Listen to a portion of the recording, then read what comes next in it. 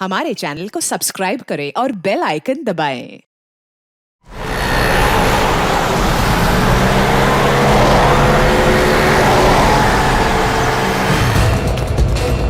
रुक जाओ! रुक जाओ! भाग भाग, पीछे मुड़ के मत दिखना। सीआईडी वालों को अपना मुंह नहीं दिखाना है। जल्दी चलो वरना बुरी तरह से फंस जाएंगे हम। रुक जाओ ना तो गोली चला दूंगा मैं। श्रेया, पकड़ो उन्हें।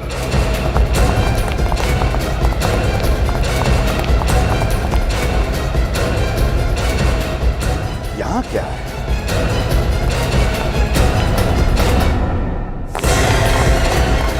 रुक जाओ! अब धीरे धीरे घूम जाओ।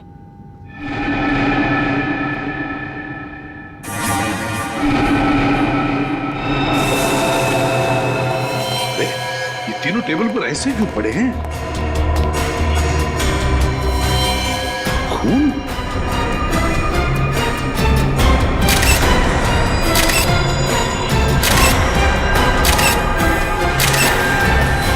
सिर के बीचों बीच गोली लगी है, तीनों के। हाँ सर।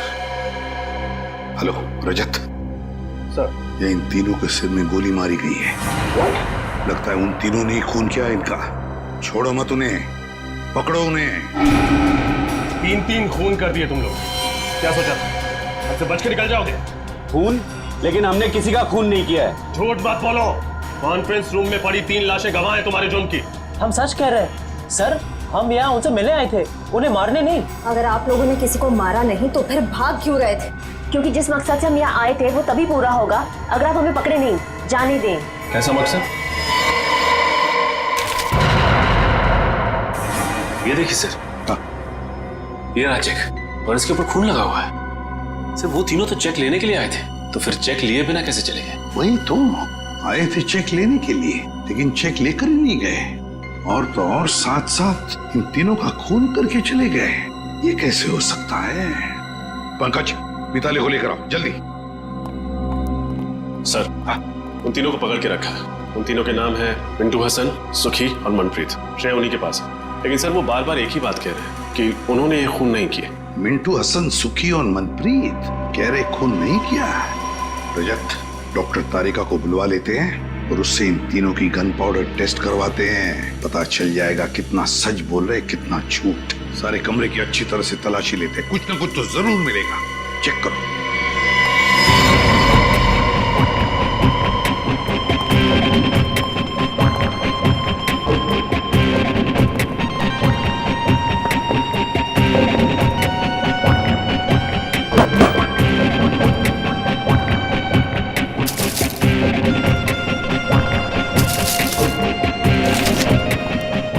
सर, मिताली। ये सब कैसे हो गया? किसने किया ये सब?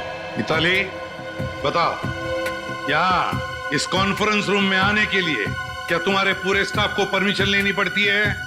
हाँ सर, जब भी कॉन्फ्रेंस रूम में मीटिंग होती है, कोई भी बिना इजाजत के इस कमरे में तो क्या, इस फ्लोर पर भी नहीं आ सकता। और आज तो यहाँ बहुत जरूरी मीटिंग थी, इसीलिए कृतिका मैडम, रणबीर सर और ईशान सर ने कहा था कि किसी को भी यहाँ आने की अनुमति न दी जाए जब तक मीटिंग खत्म न हो जाए। तो फिर वो तीनों कैसे घुसे इस कॉन्फ्रेंस रूम में? क्या तुम भी शामिल हो उनके साथ? बताओ। नहीं सर, आप ऐसा कैसे कह सकते हैं? मैं भला अपने बॉसेस को क्यों मारूंगी? उन्हें तो कृतिका मैम ने परमिशन दी थी अंदर आने के लिए। सर, पूरा कमरा छान मार रहा है, कहीं कुछ नहीं मिला। कुछ भी नहीं मिला? कुछ भी नहीं मिला इस कमरे में? है ना बड़ी अजीब बात। यहाँ इस कॉन्फ्रेंस रूम में आने के लिए और यहाँ से बाहर जाने के लिए सिर्फ एक ही दरवाजा है। यही दरवाजा है ना? हाँ सर। ये सब हुआ कैसे? कैसे हुआ ये सब? जब हम लोग यहाँ आ रहे थे तब ये तीनों भी, मिंटू हसन, सुखी और मनप्रीत, भागे जा रहे थे यहाँ से। क्यों? और वो भी बिना चेक लिए। सारा चक्कर क्या है? कुछ ना कुछ तो गड़बड़ जरूर है। सर, हाँ, ये भी तो हो सकता है कि इन तीनों ने एक दूसरे को मार दिया हो। नहीं पंकज, मुझे नहीं लगता ऐसा हुआ है। अगर ये तीनों एक दूसरे को मारते तो कोई ना कोई गन तो हमें मिलती। कोई ना कोई गन। नहीं नहीं नहीं नहीं नहीं, इस सारी गुत्थी का जवाब इन तीनों के पास है। मिंटू हसन, सुखी, मनप्रीत।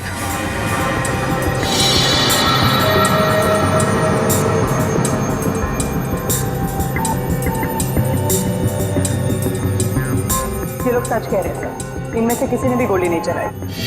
किसी के हाथ पर गन पाउडर का निशान नहीं। नहीं सर। अब तो यकीन हो गया ना आप लोगों को कि हम शरीफ लोग हैं, क्रिमिनल नहीं। शरीफ लोग, मिंटू हसन, सुखी, मनप्रीत, शरीफ लोग इसलिए भाग रहे थे हमसे। दरअसल हमें यहाँ आर्यन और शिमोना ने भेजा था 1.5 करोड़ का चेक लेने, लेकिन इससे पहले कि हम तीनों को मिल पाते गोलियां चल गई और हम लोगों को लगा कि पतली गली से कट लेने में ही समझदारी है। पतली गली से कट लेने में ही समझदारी है। अगर तुम लोग शरीफ होते तो या तो खूनी को पकड़ने की कोशिश करते या फिर सीआईडी को बुलाते। नहीं कर सकते थे मैं साहब, क्योंकि हमारी शराफत हमें हमारी मंजिल से भटका देती। मंजिल? जरा हमें भी तो बताओ, क्या मंजिल है तुम्हारी? है? एक मुजरिम। मुजरिम? कौन मुजरिम? मुजरिम नहीं, कैंसर है वो, कैंसर।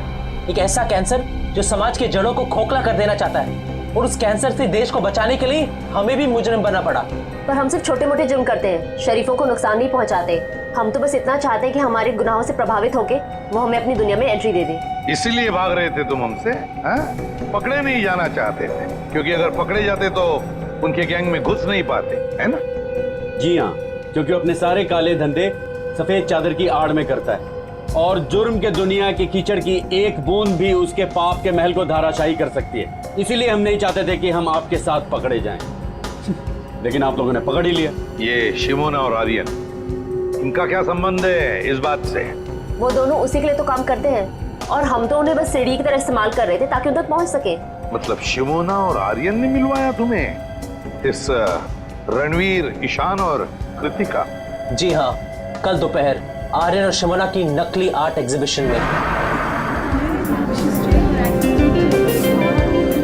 आर्यन और शिमोना दिख रहे हैं कहीं? वो रहे, शिमोना लाल सलवार में और आर्यन ब्लैक कोट में। अपने हुनर का गलत फायदा कैसे उठाया जाता है कोई इनसे सीखे। न जाने कितने लोगों को उल्लू बनाया इन दोनों ने अपने आर्ट और एंटीक के चक्कर में। गुड, काफी अच्छी जानकारी है आपको पेंटिंग्स की। मुझे लगता है ये वाली पेंटिंग हमारे कॉन्फ्रेंस रूम के लिए काफी अच्छी रहेगी। क्यों कृतिका? वाकई इस पेंटिंग में कुछ तो कशिश है। बिल्कुल ठीक है आपने कृतिका जी। एक नायाब हीरे की कीमत एक अच्छा जौहरी ही परख सकता है, और आपकी आंखों में परखने की नजर कूट कूट कर भरी है। पर 3 करोड़ तो ज्यादा ही है इस पेंटिंग के लिए। अरे कैसी बातें कर रहे हैं आप? इस पेंटिंग के लिए 30 करोड़ भी कम है। और वैसे भी जो चीजें अनमोल होती है ना, उनकी कीमत नहीं लगाई जाती। क्यों आर्यन? क्या डायलॉग मारा है। जो चीज अनमोल होती है ना, उसकी कोई कीमत नहीं बताई जाती। देखना, इस पे तीनों के तीनों क्लीन बोल्ड हो जाएंगे। और कुछ तो कम कीजिए, बहुत ज्यादा है। भाई हमें कृतिका जी की मुस्कान बहुत पसंद आई। जी शुक्रिया। आप एक काम कीजिए, 3 की जगह 2.5 करोड़ दे दीजिएगा। ठीक? ठीक है, डन करते हैं। तो फिर ठीक है, कल हम सारी पेंटिंग्स आपके ऑफिस में भिजवा देते हैं और आपसे चेक भी ले लेंगे। ठीक है। तो फिर बोलिए, कल कितने बजे तक कॉन्फ्रेंस रूम में आएंगे आप पेंटिंग्स देखने के लिए? 11 बजे सही रहेगा। 11 बजे मिलते हैं। डन। डन। Thank you.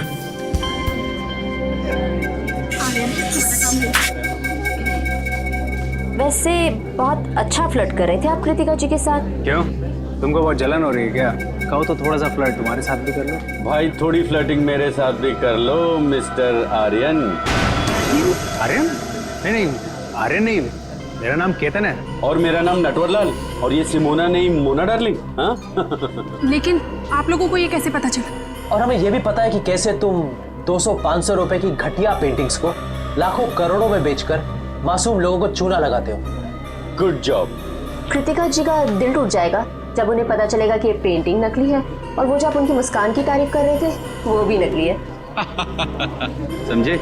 कितना पैसा चाहिए तुम लोगों को? बड़े समझदार हो, जल्दी मुद्दे पे आ गया।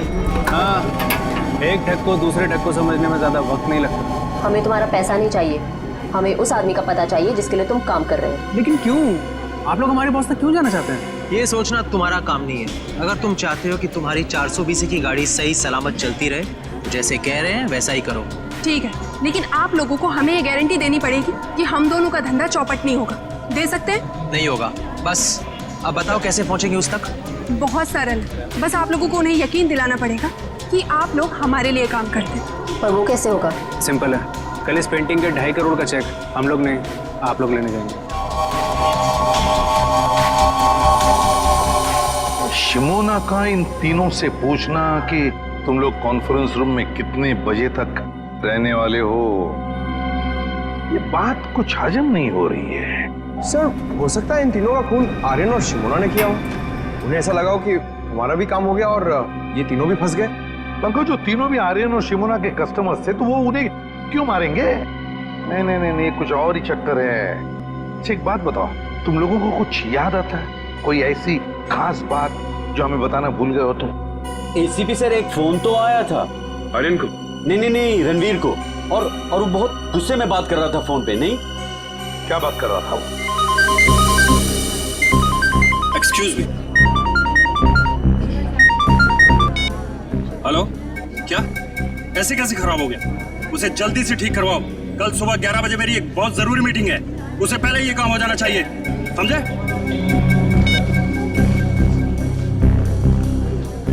मिस्टर रणवीर, या मेरी अभी अपने कारपेंटर से बात हो गई है। आज रात को ही जाकर वो ये आपके कॉन्फ्रेंस हॉल में खूबसूरत पेंटिंग लगा देगा। ओह नाइस, ये तो बहुत अच्छी बात है। इसका मतलब कल सुबह जब हम ऑफिस पहुंचेंगे तो ये पेंटिंग दीवार पर लगी होगी। बिल्कुल। गुड। और हमारी जगह चेक लेने के लिए ये तीनों आएंगे। ओह, कौन है ये तीनों? ये तीनों भी हमारे साथ ही काम करते हैं। और जैसे ही हम यहाँ पहुंचे गोलियां चलने लगी। उसके बाद क्या हुआ आपको तो पता ही है।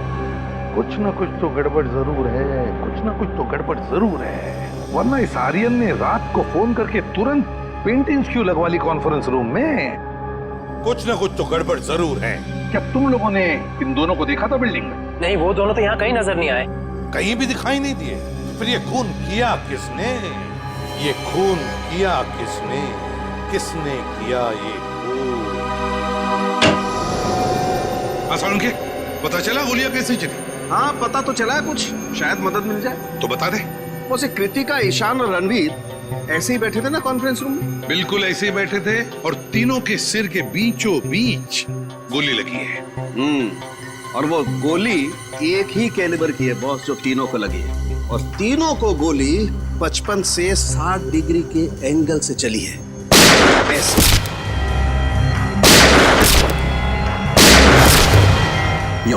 मतलब गोलियां ऊपर से नीचे चली है। सर फिर तो खूनी को भी ऐसे ही किसी ऊंची चीज पर चढ़ना पड़ा होगा। तो क्या सर खूनी ने इन सब पर कॉन्फ्रेंस रूम की टेबल पे चढ़ के गोलियां चलाई होंगी? नहीं निखिल, कॉन्फ्रेंस रूम की टेबल पर चढ़कर कैसे गोलियां चलाएगा? क्योंकि अगर खूनी या जो भी जिसने भी टेबल पर चढ़कर गोलियां चलाई तो फिर उसके जूतों के निशान मिलते हैं हमें। चलो उसने जूते के निशान अगर साफ भी किए होते तो भी उसके जूते के नीचे जो धूल लगी रहती है वो तो मिल जाती, उसके ट्रेसेस तो मिल जाते हमें। वैसा तो कुछ भी नहीं मिला। और एक बात सर, इन तीनों के शरीर पर कोई भी हाथापाई के निशान नहीं मिले। ओह, कोई भी हाथापाई के निशान नहीं, तो हो सकता है खूनी इन तीनों को जानता हो और शायद इसी बात का फायदा उठाया उसने और चला दी गोली। सड़के उस चेक के ऊपर जो खून मिला था वो किसका था? बस वो खून रणवीर का है। रणवीर का है? लेकिन सर इन तीनों को मारकर किसी को क्या फायदा हो सकता है? इन तीनों को मारकर किसी का क्या फायदा हो सकता है ये तो हम पता लगा ही लेंगे श्रेया, लेकिन पहले उस कॉन्फ्रेंस रूम में फिर से जाना होगा, फिर से देखना होगा कि गोली चली कैसे। ऊपर से कुछ ना कुछ तो है उस कॉन्फ्रेंस रूम में जो हमारी नजरों से छूटा है। इस कॉन्फ्रेंस रूम में जाकर फिर से अच्छी तरह से देखते हैं, अच्छी तरह से। तो तुम हो विशाल, इस कंपनी के चौथे और सबसे बड़े हिस्सेदार। जी सर। इन तीनों की मौत के बाद तो तुम कंपनी के मालिक बन गए हैं? जी सही कहा आपने। मुबारक।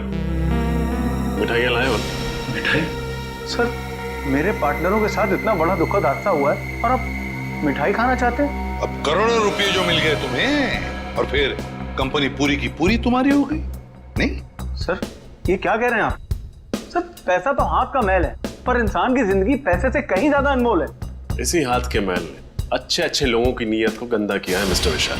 आज सुबह 11 बजे जब इन तीनों को गोली लगी, आप कहाँ थे? जी मेरे दांत में बहुत दर्द हो रहा था तो मैं डेंटिस्ट के पास गया। आप चाहें तो डेंटिस्ट से कंफर्म कर सकते हैं। नहीं नहीं, उसकी कोई जरूरत नहीं है। वैसे ये आपके दांत का दर्द ठीक है अभी ठीक है। दांत का दर्द बहुत खराब होता है सर। मेरा डॉक्टर कहता है कि दिन में 2 बार ब्रश करना चाहिए, एक बार सोने के बाद और एक बार उठने से पहले। मेरे दांत देखो। डॉक्टर पंकज, आपका लेक्चर खत्म हुआ और आप जैसे आप सर मैं अब है कृतिका के हॉस्पिटल। ओ, क्या लगता है आपको किसी पर शक है? कौन कर सकता है ये? नहीं सर, मुझे किसी पे शक नहीं है, पर सर जिस किसी ने भी किया है ना उसे आप छोड़िएगा मत प्लीज सर। पता नहीं हो कृतिका के बिना मेरी जिंदगी कैसे कटेगी। मिस्टर अभय, हौसला रखिए, वक्त के साथ सब कुछ ठीक हो जाएगा। मुझे तो लगता है कि रणबीर सर की जान पहले से ही खतरे में थी। अच्छा, आपको ऐसा क्यों लगता है? सर, रणबीर सर ने शशांक और केदार के खिलाफ पुलिस में कंप्लेन की थी। वो दोनों कंपनी हथियाना चाहते थे और रणबीर सर कुछ दिनों से काफी अजीब सा बिहेव करते थे।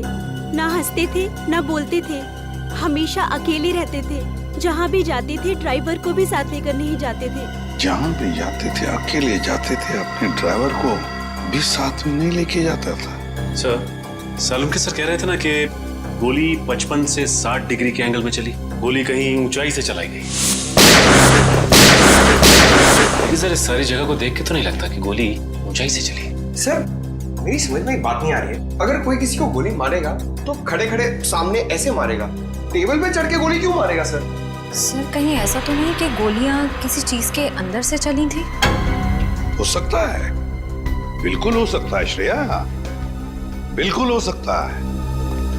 इस कॉन्फ्रेंस रूम का कोना कोना छान मारो, एक एक इंच देखो, कोई भी चीज हमारी नजरों से छूटनी नहीं चाहिए, कोई भी चीज।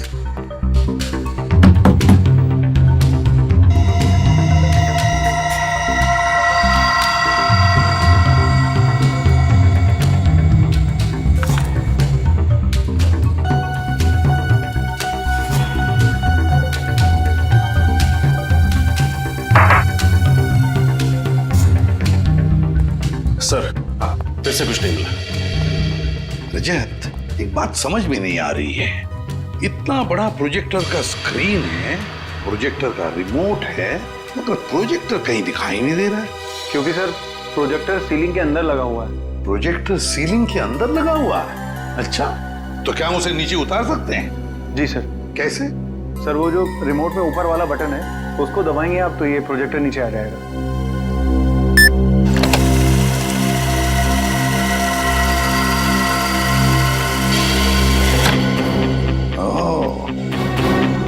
ये बात है, प्रोजेक्टर ऊपर सीलिंग के अंदर।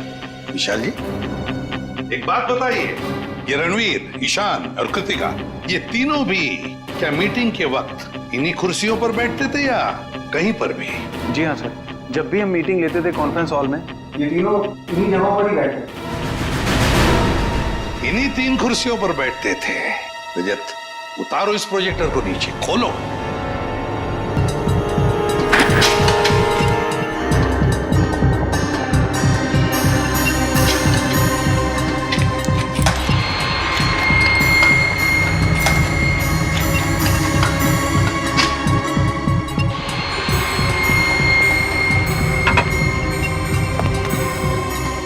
खोलो इसे पंकज।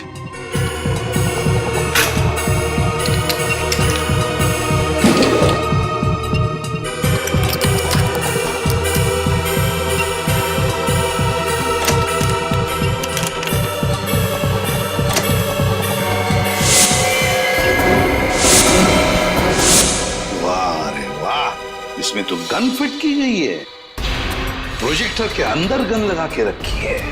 मतलब खूनी जानता था कि ये तीनों सब इन्हीं कुर्सियों पर बैठते थे।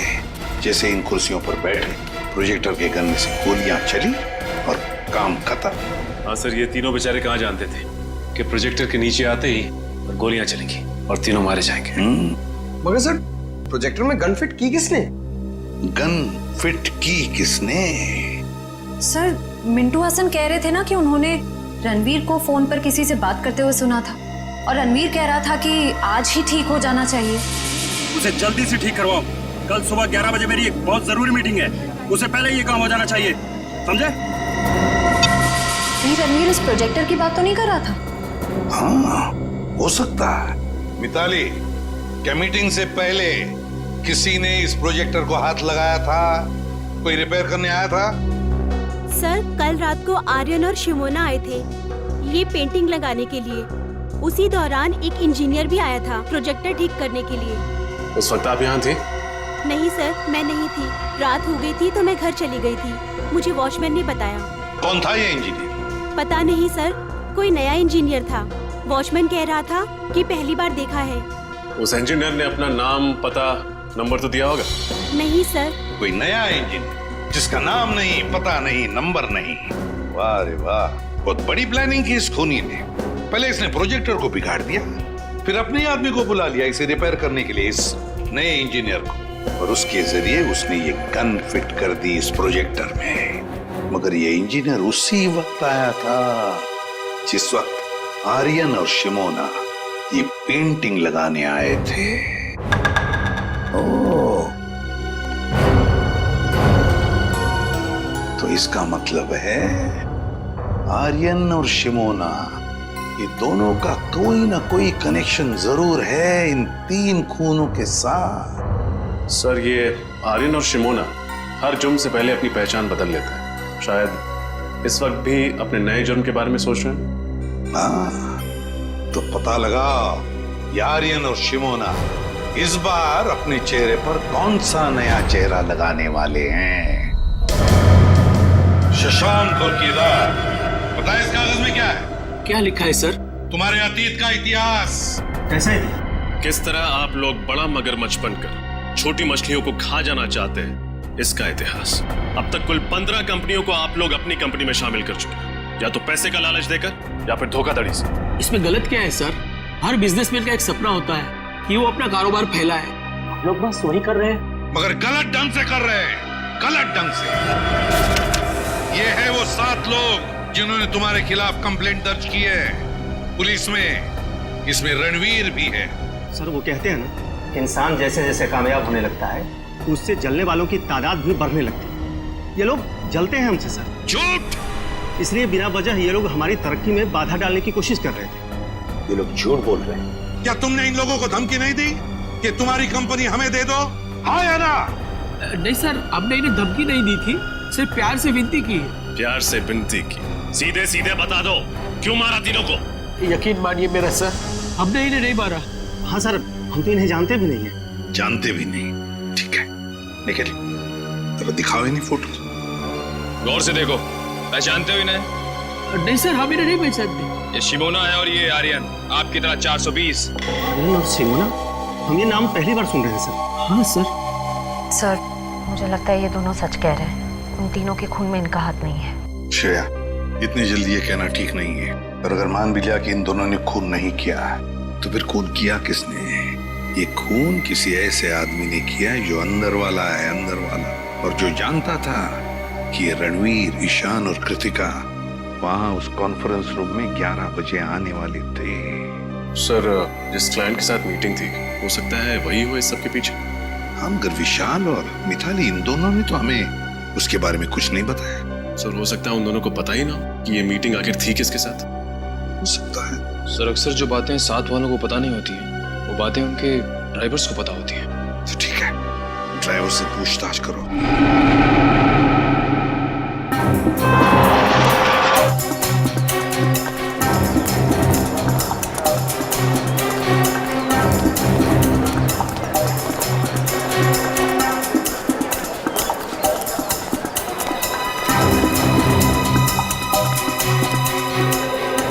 एक्सक्यूज मी, मैं सीआईडी से इंस्पेक्टर सचिन हूँ। आप जरा ये दोनों फोटो देखिए। क्या ये लड़का और लड़की आपके यहाँ पासपोर्ट बनवाने आए थे क्या? नहीं सर, ये दोनों तो कभी नहीं आए। पूरे यकीन से कह सकते हैं कि कभी नहीं आए? हाँ सर, मैं पूरे यकीन से कह सकता हूँ कि ये नहीं आए। Thank you. वेलकम। ये आर्यन और शिमोना है। क्या ये दोनों आपके बैंक में नया अकाउंट खुलवाने आए थे? आर्यन और शिमोना? एक मिनट सर।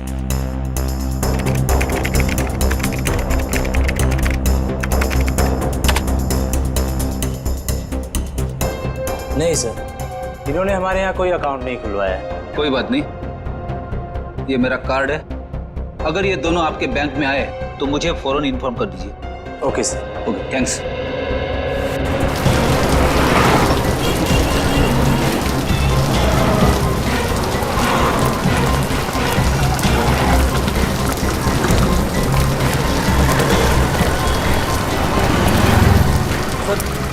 कहीं हमारी तहकीकात की राह गलत नहीं है?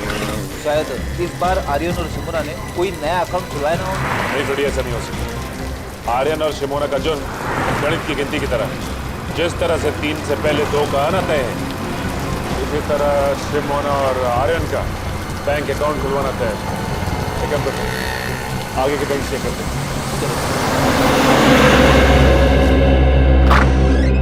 मनोज साहब जी कहिए। हम लोग सीआईडी से। सीआईडी? जी हाँ, सीआईडी। जरा इन फोटो को गौर से देखिए। ये आर्यन और शिमोना, क्या ये आपके बैंक में अकाउंट खुलवाने आए थे? ये दोनों? हाँ, ये दोनों हमारे अकाउंट खुलवाने आए थे, लेकिन आपको कोई गलतफहमी हो रही है। इनका नाम आर्यन और शिमोना नहीं, रवि और सपना है। क्या? रवि और सपना? जी हाँ। ये दोनों 420 इतने धड़ल्ले से अपने नाम बदल रहे जैसे हर शुक्रवार को सिनेमा हॉल में फिल्म बदलती रहती है। अच्छा, ये उनकी डिटेल्स देख सकते हैं? जी, एक मिनट। हाँ वीरेंद्र, उस फाइल में से रवि और सपना की डिटेल्स लेकर आना। हाँ।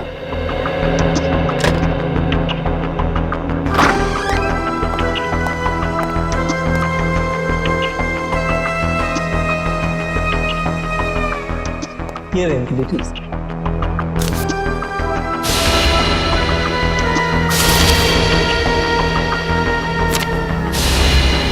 सारे जरूरी कागजात और डॉक्यूमेंट्स वगैरह दिख रहे हैं। हाँ, अकाउंट खुलवाने के लिए जो भी कागजात जरूरी होते हैं वो इन्होंने दिए थे और हमने इन्हें चेक भी किया था, बिल्कुल सही थे। और तो और हमारी एक टीम इनके घर भी जाने वाली है एड्रेस वेरिफिकेशन के लिए। Address verification? एड्रेस तो यही बताया था ना उन लोगों ने। Yes sir.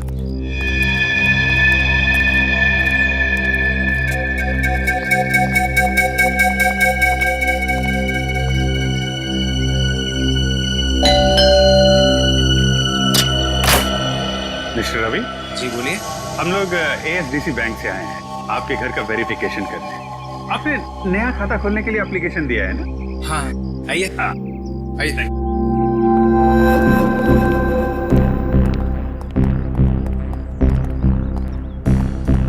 बहुत बढ़िया घर बनाया आपने सर। अच्छा, सपना मैम है ना, उनके भी सिग्नेचर्स लगेंगे। अच्छा हाँ, सपना, सपना। क्या हुआ रवि? बड़े अच्छे कलाकार हैं आप लोग। आर्यन को रवि और शिमोना को सपना बुलाते हैं। मतलब? आप लोगों का खेल खत्म हो चुका है मिस्टर आर्यन और मिस शिमोना। कौन हो तुम लोग और हमारा असली नाम कैसे जानते हो? अरे भैया सुनो, जिस स्कूल में तुम पढ़ते हो ना, उसके हम लोग हेडमास्टर्स रह चुके और तुम्हारे जैसे 420 हमारे जेब में लेके घूमते हम लोग। देखो देखो, मुझसे पंगा मत लो, बहुत खतरनाक आदमी हूं मैं। सीआईडी से खतरनाक तो नहीं हो सकते ना? सीआईडी?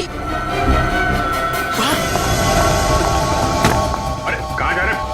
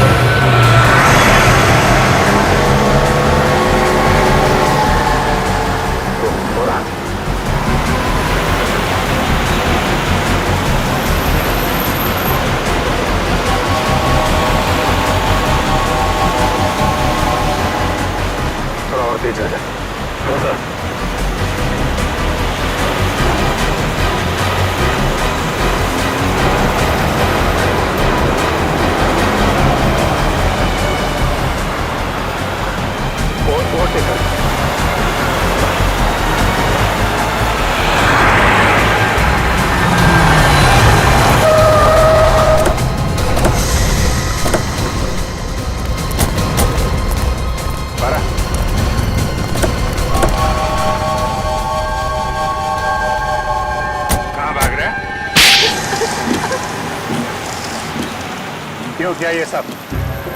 हाँ, ये सच है कि पेंटिंग के बाद ही हम लोगों ने प्रोजेक्टर में गन फिट करी थी। 2.5 करोड़ रुपए तो तुम लोगों को वैसे ही मिलने वाले थे, फिर 3 खून करने की क्या जरूरत थी? क्योंकि अगर हम उनका खून नहीं करते तो वो हमारा खून कर देते। वो कौन? फिर वो पिछले महीने हमने एक आदमी को चूना लगाने की कोशिश करी जो हमारी जाल में फंसा ही नहीं। हाँ, तो मैं कैसे यकीन कर लूं कि जो जेवरात आप हमें बेचना चाहते हैं वो सब असली है और राजा महाराजाओं के वक्त के हैं? अगर आपको हमारे ऊपर यकीन नहीं तो ये रहा उसका प्रमाण पत्र। ये मिस्टर अभिमन्यु, उस राजघराने के वारिस, उनका नाम और नंबर इसी में। और वैसे भी अगर आपके बॉस को हम पर यकीन नहीं होता तो नीलामी में 5 करोड़ रुपए की बोली क्यों लगाते? ठीक है, बिना भरोसे के कोई भी सौदा पक्का नहीं हो सकता है। ये लीजिए अपनी रकम।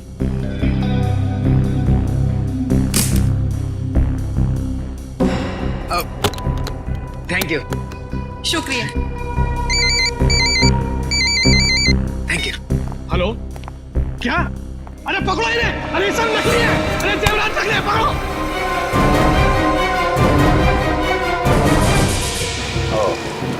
तो उन लोगों ने सोचा कि तुम्हें पुलिस के हवाले करने की बजाय क्यों ना तुमसे एक जुर्म और कराया जाए। सर, हम तो खून करने के बारे में सोच भी नहीं सकते। हम लोगों से पैसे ले, उनकी चाहने नहीं लेते। खून करने से इतना ही परहेज था तो क्यों साथ दिया उन लोगों का? सीआईडी के पास आना चाहिए था तुम लोगों को। कहाँ पकड़े गए थे तुम लोग? सर, वो होटल रिज में। Hotel ridge? Excuse me. आइए सर, आप डिलक्स रूम एसी लेंगे या नॉन एसी सर? सीआईडी, क्या बात है सर? सब ठीक तो है ना?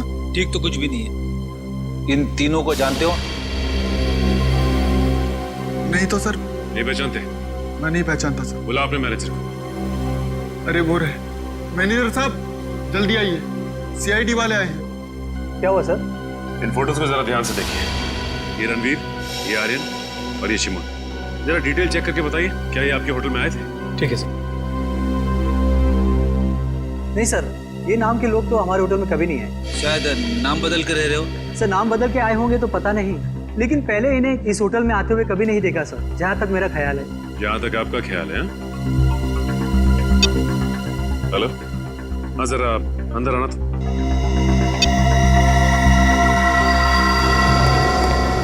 हाँ सर। अच्छा ये बताओ कि रणवीर साहब यहाँ इस होटल में अक्सर आते थे? हाँ साहब, हफ्ते में 2-3 बार आ ही जाते थे किसी से मिलने। सुन लिया मैनेजर साहब आपने? कमाल की याददाश्त है आपकी। जो ग्राहक अक्सर आपके होटल में आते हैं आप उन्हें भी भूल जाते हैं? जी वो।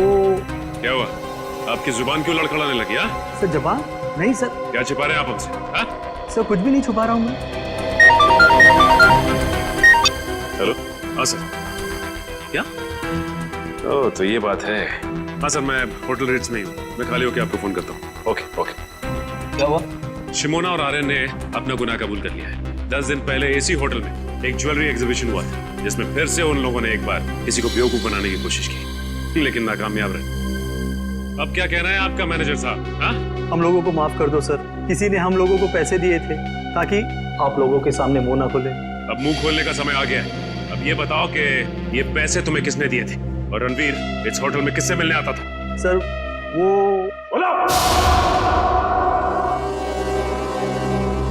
निखिल, इस वॉचमैन को ठीक तरह से समझा दिया है ना? हाँ सर, समझा दिया, लेकिन थोड़ा डरा हुआ है।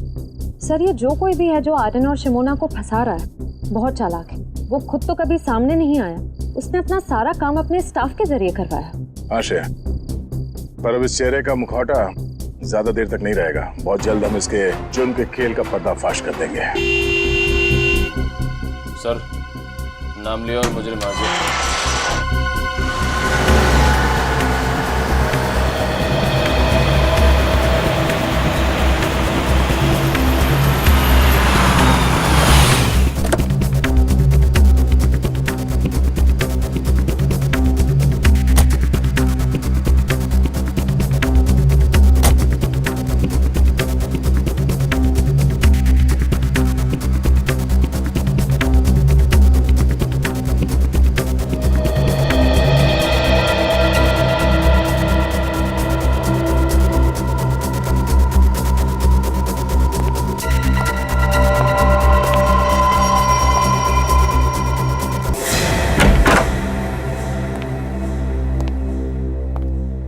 ये घर की सारी लाइटें ऑन क्यों हैं?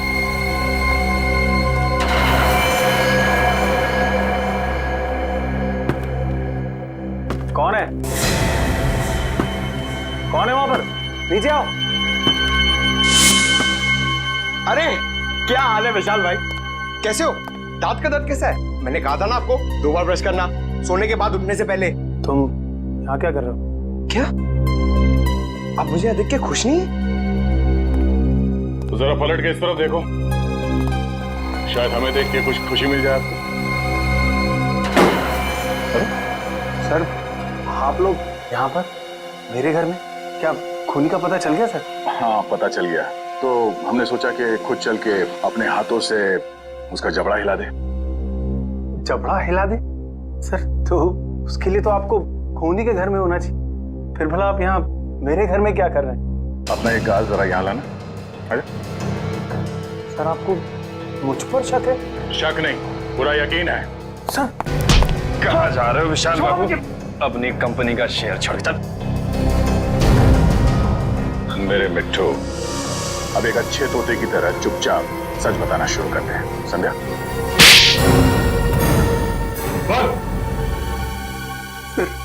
सर ये सच है कि मैंने रणवीर, ईशान और कृतिका के खून में साथ दिया था, और सर मैंने उनके खून की साजिश नहीं रची थी सर। तुमने नहीं रची? नहीं सर। तो फिर किसने रची? मुझे नहीं मालूम सर वो कौन, मैं उससे कभी मिला भी नहीं सर। सर वो हमेशा अपने वकील को भेजता था मुझसे बात करने के लिए। सर लगता है हमें गुमराह करने के लिए कहानियां बना रहे। उन तीनों की मौत के बाद सारी दौलत तो इसकी हो गई, उसके पास सबसे ठोस वजह थी उनको मारने की। नहीं मैम, सर वो चाहता था कि मैं इस कंपनी को दिवालिया घोषित कर दूं और उसके बाद इस कंपनी को एक नकली फर्म में बेच दूं, ताकि वो बाद में उस नकली फर्म से कंपनी को वापस खरीद ले। बहुत लंबी प्लानिंग की थी खूनी ने। अब तुम एक काम करो, उस वकील को फोन लगाओ और उससे वो कहना जो अब हम तुम्हें बताएंगे। हैं?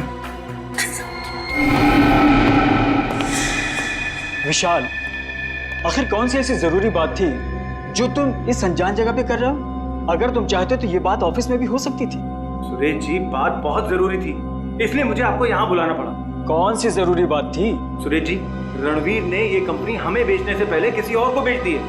अब इस कंपनी को बेचने का हक हमारे पास नहीं है। एक मिनट, क्या कहा आपने? इस कंपनी को बेचने का हक आपके पास नहीं?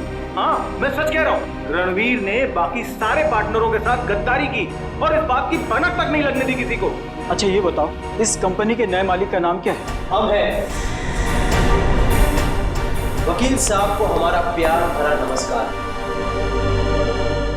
अपना प्यार भरा नमस्कार रखो अपनी जेब में, और अगर अपनी भलाई चाहते हो तो चुपचाप ये कंपनी उसको दे दो जिसका इस कंपनी पे पूरा पूरा हक।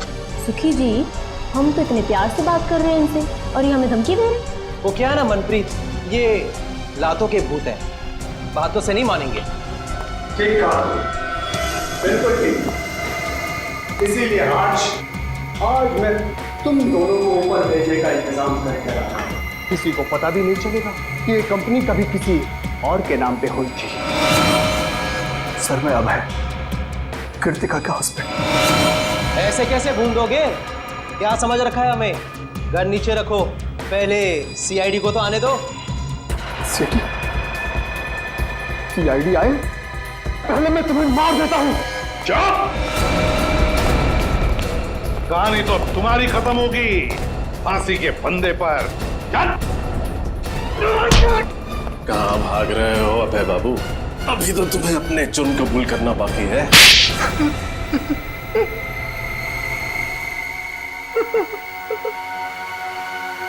तीन खून करके पेट नहीं भरा तो और 2 खून करने चले थे।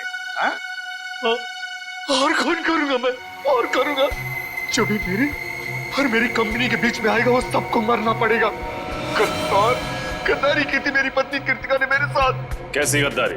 मैंने कृतिका, ईशान और रणवीर को पार्टनर बनाया था अपनी कंपनी में, ताकि वो तीनों मेरी मदद कर सके बिजनेस में, पर उन तीनों ने मिलकर मेरा ही पत्ता काट दिया मेरी कंपनी से। और ये विशाल जिसे मैंने लाया था, इसका हिस्सा मुझसे भी ज्यादा है मेरी कंपनी में। और इसलिए तुमने विशाल को अपने साथ मिला लिया और प्लान बनाया रणवीर, ईशान और कृतिका को मारने का, है ना? क्यों विचार? फिर तुमने आर्यन और शिमोना की मदद ली और कॉन्फ्रेंस रूम के प्रोजेक्टर में वो मैकेनिज्म फिट कर दिया और ये बेचारे तीनों के तीनों मारे गए। तुम्हें पता था कि तीनों मरने के बाद इनका सारा हिस्सा विशाल को मिलेगा और विशाल कंपनी का मालिक बनेगा और फिर किसी भी तरह से तुम विशाल से कंपनी हथिया लोगे। क्यों? है ना? हाँ। फिर क्या करता मैं? क्या करता मैं? अपनी खोई हुई कंपनी पाने के लिए यही एक रास्ता था मेरे पास।